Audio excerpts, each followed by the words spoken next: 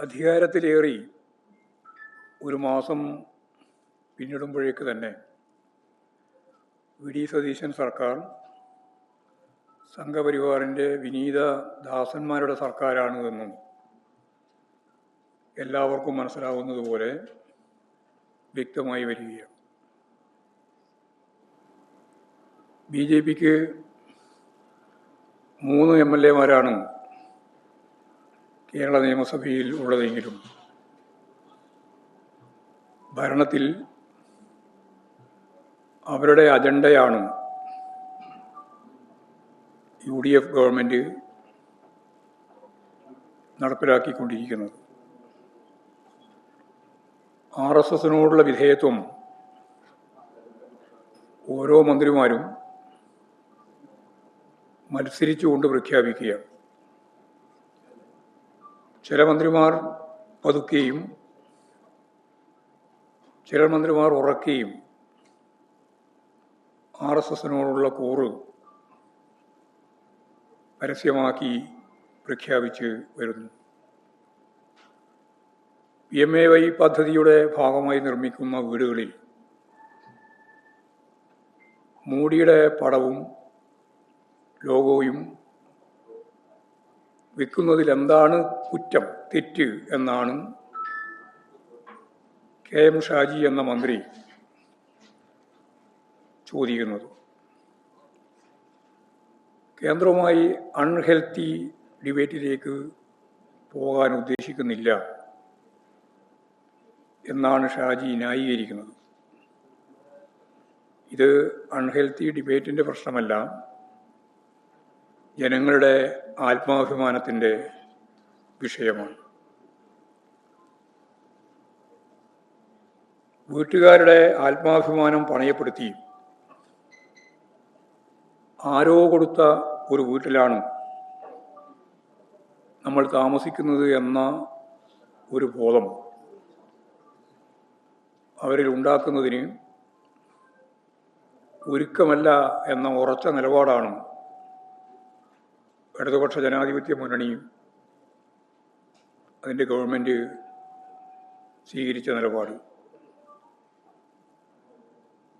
യഥാർത്ഥത്തിൽ ലൈഫ് പദ്ധതിയുടെ ഭാഗമായിട്ടാണ് PMAY പദ്ധതി കേരളത്തിൽ നടപ്പിലാക്കിയത്. 5 ലക്ഷത്തിലധികം വീട് നിർമ്മിച്ചു കഴിഞ്ഞു. 1 ലക്ഷത്തിലധികം വീടിൻ്റെ നിർമ്മാണം നടന്നു വരികയാണ്. ഈ 6 ലക്ഷം വീടിൻ്റെയും നേരത്തെ പറഞ്ഞതുപോലെ, ഷാജി പറയുന്നത് പോലെ, ഒരു തരത്തിലും മോഡിയുടെ പടമോ ലോഗോയോ വെക്കാൻ ഇടതുപക്ഷ മുന്നണി ഗവൺമെൻറ് തയ്യാറായിരുന്നില്ല. ഈ 6 ലക്ഷം വീട് നിർമ്മിക്കുന്നതിൻ്റെ ഭാഗമായിട്ട് ലൈഫ് പദ്ധതിയിൽ 1,01,000-ലധികം വീട്, 1,01,437 വീടാണ് നഗരങ്ങളിൽ ഈ PMAYയുടെ ഭാഗമായിട്ട് ഉണ്ടായിരുന്നത്. ആ 1,01,437 വീട്ടിലും ലോഗോ വെച്ചിരുന്നില്ല. ഗ്രാമീണ മേഖലയിൽ 34,265 വീടാണ്. ആ ഒരു വീട്ടിലും ലോഗോയോ ഫോട്ടോയോ പതിച്ചിരുന്നില്ല. പിന്നെ എന്തിനാണ് ഇപ്പോഴും RSSനെ പ്രീതിപ്പെടുത്താൻ KM ഷാജി അൺഹെൽത്തി ഡിബേറ്റിനില്ല എന്ന് പ്രഖ്യാപിച്ചുകൊണ്ട് ലോഗോയും അതുപോലെ തന്നെ ഫോട്ടോയും വെക്കുന്നതിൽ എന്താ കുഴപ്പം എന്ന ചോദ്യവുമായിട്ട് മുന്നോട്ടേക്ക് വരുന്നത്? MG സർവകലാശാലയിലും കാർഷിക സർവകലാശാലയിലും സംഘപരിവാർ അജണ്ട കൈകാര്യം ചെയ്യാൻ പ്രാപ്തിയുള്ള 2 പേരെയാണ് ഗവർണർ താൽക്കാലിക VC-മാരായി നിയമിച്ചത്. MG സർവകലാശാലയിൽ 19 പേരെ RSS നേതൃത്വത്തിൻ്റെ ഭാഗമായിട്ട് ഉൾപ്പെടെ പ്രവർത്തിക്കുന്നവരെയാണ് സെനറ്റിലേക്ക് ഗവർണർ നോമിനേറ്റ് ചെയ്തത്.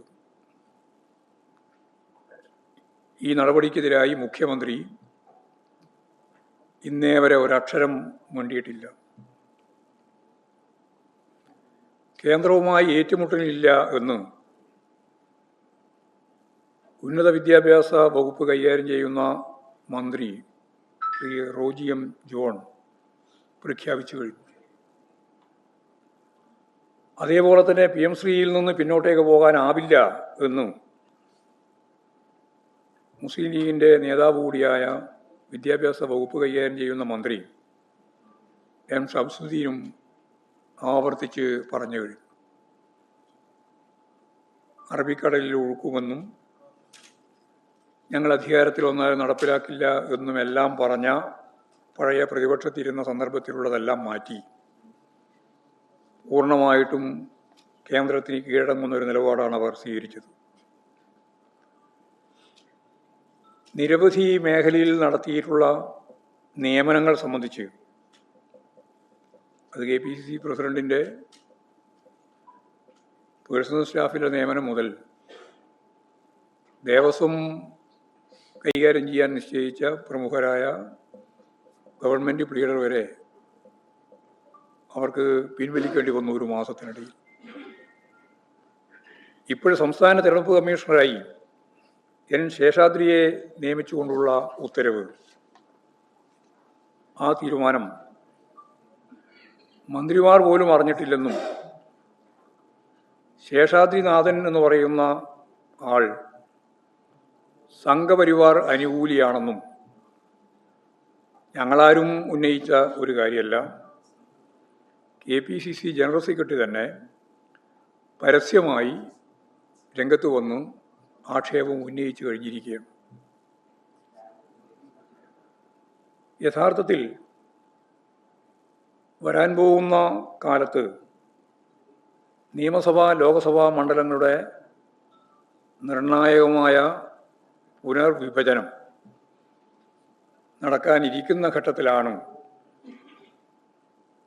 ഈ സംഘപരിവാർ അനുകൂലിയെ ഏറ്റവും ശ്രദ്ധേയമായ ഒരു സ്ഥാനത്ത് തീരുമാനിക്കപ്പെട്ടത് എന്നാണ് കോൺഗ്രസ് ജനറൽ സെക്രട്ടറി തന്നെ, കേരളത്തിലെ ജനറൽ സെക്രട്ടറി തന്നെ പറയുന്നത്.